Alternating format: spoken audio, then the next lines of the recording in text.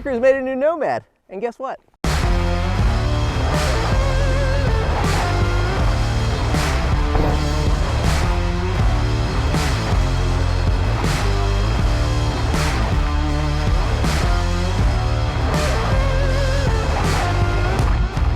That's right, guys. The new Santa Cruz Nomad V5. They just released a bike, and it's not a mullet, and it's not a 29er.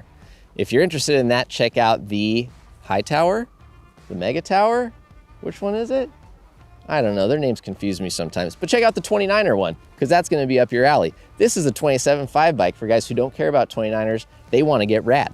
So the Nomad CC, we have tested here, retails for $74.99 with the $1,200 wheel upcharge. It comes in at various price points from $44.99 up to $86.99. Currently, it is only available in the C or CC carbon material. Now, there are a few differences made to this bike that make it ride very differently out on the trail. And we'll kind of touch on those. Also, remind you, I guess, or if you haven't seen it, or cue in some of our previous footage from when this bike was released. We had it for a while, took it out to one of our favorite little shuttle zones, and let two riders who are current or previous generation Nomad owners take this bike out.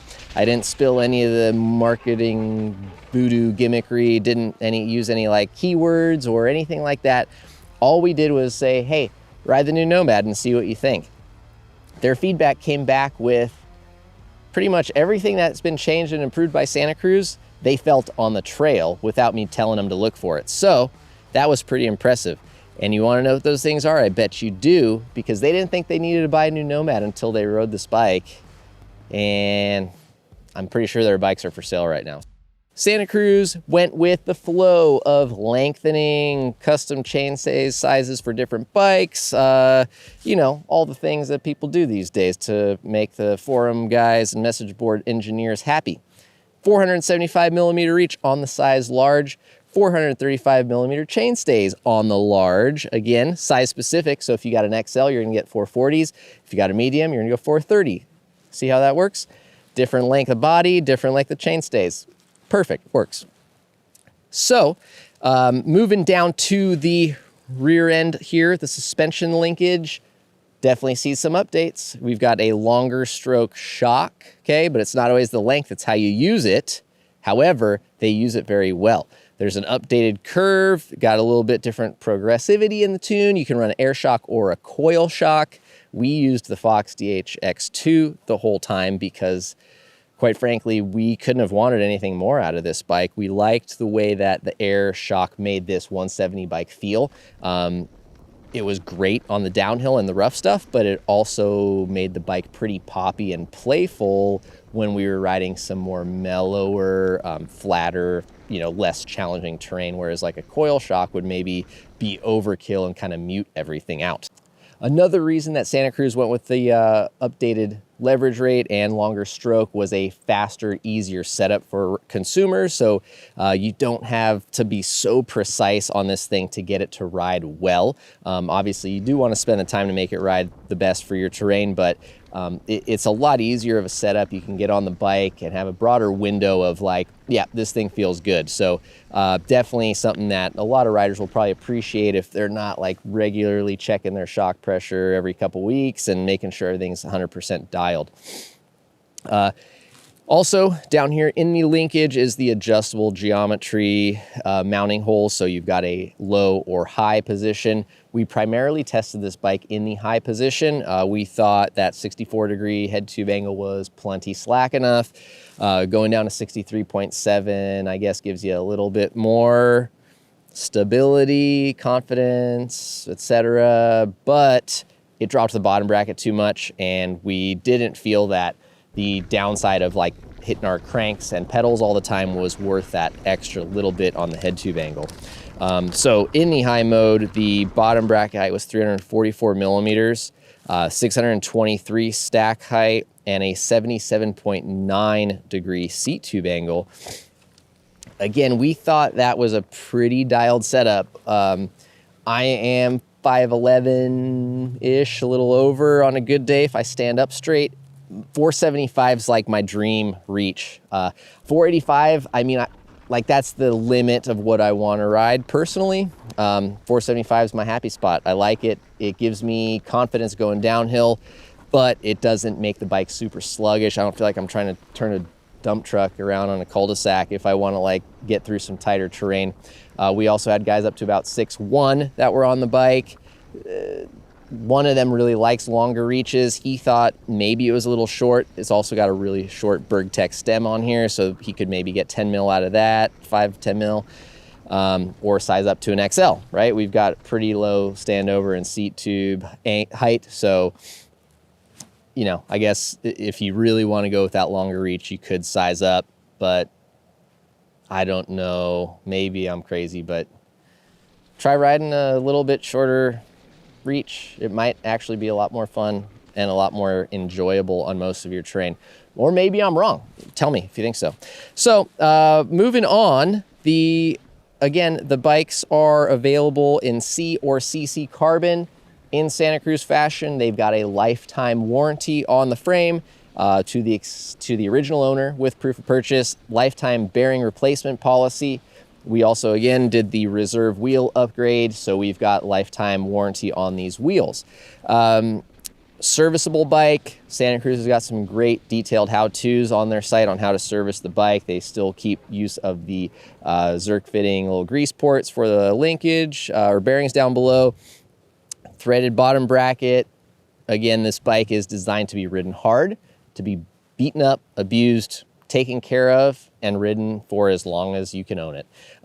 So the downside to this suspension design, I guess, or how this frame works, is that there's definitely a bit of a couple of cavernous areas, you could say, that catch a lot of grit, gunk, grime, debris. So it is nice that you've got the ability to flush some fresh grease in there and push stuff out, disassemble that lower pivot and swing arm and kind of get into there.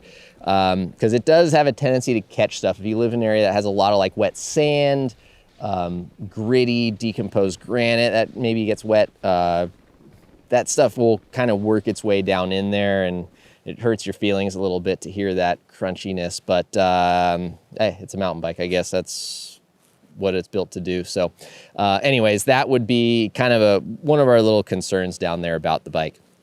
Okay. So how did our testers feel this bike compared to other bikes on the market and the previous generation Nomads? Probably the most impressive park bike that I've climbed in. Yeah, you want to use the climb switch on these kind of climbs, but man, the new VPP really shines in kind of slower pedally terrain like this. Yeah. I'm pretty impressed. I mean, I'm breathing, yeah, but it's not bad. The long travel YT, which I think called the Capra, is significantly worse than this. A lot more feedback. The lever on that one seems pretty much on and off. The Specialized Enduro, while being 29, it gives you a little benefit in the speed. I think it climbs very similar to this bike. This platform might be just a little bit better. A little support and firmness. A little more support. This is the funnest bike out of all of them. It's not the fastest bike, but it's the most fun. Both of our testers who have previous generation Nomads honestly said that they were probably just going to do some little upgrades on their bikes and didn't have any intentions of upgrading, rode the bike, and I think their bikes are for sale online. Go look for them if you want. But yeah, the differences are noted, okay? The bike pedals a lot better. One of our guys said that it definitely feels like it rides a bit higher in the travel. There's more support. There's a little bit more platform. So whether you're sitting down pedaling, standing up, grinding up a climb, or sprinting out of a corner towards a big jump, you're gonna have a little bit better response out of this bike. It's just gonna stay higher, a little more platform, and be much more efficient. Thanks to that seat tube angle, you also get a much better climbing position. Again, it's a 27.5 170 bike, so you're not gonna get any KOMs on the way up, but it is nice that for what the bike is, you're gonna be slugging up the hill a little bit more efficiently than you would on like a total Cadillac couch of a bike. So next up, I guess we could, you know, the reach, the guys enjoyed that slightly longer reach over their previous bikes. They liked the suspension upgrades. Both of them noted that how well the 38 and the X2 shock performed. They liked the length of the chainstays, frame stiffness, basically everything that they commented on the bike was a positive. They didn't really have any negatives about the bike, which is why they were sort of bummed and excited that they probably were gonna have to reevaluate their decision to upgrade to the new Nomad. As far as our testers are concerned, we all enjoyed this bike very much. We had everybody from our resident XC guy, Nick, who loves climbing short travel 29ers, to downhillers, converted e-bike guys like myself and some of the others who all had a very fun time on this bike. The Bullet is one of our favorite e-bikes, which you're gonna find out very soon in our e-bike shootout. I won't say who won, but it's up there. And so it only makes sense that we liked this bike equally on the downhills and when it came time to let this thing loose. So who is the ideal candidate for this bike? I think you already know. If you're the ideal candidate for this bike, you're gonna really like it. You won't be bummed. I think it's the best bike in the category. I should say our testers think it's probably the best bike in this category.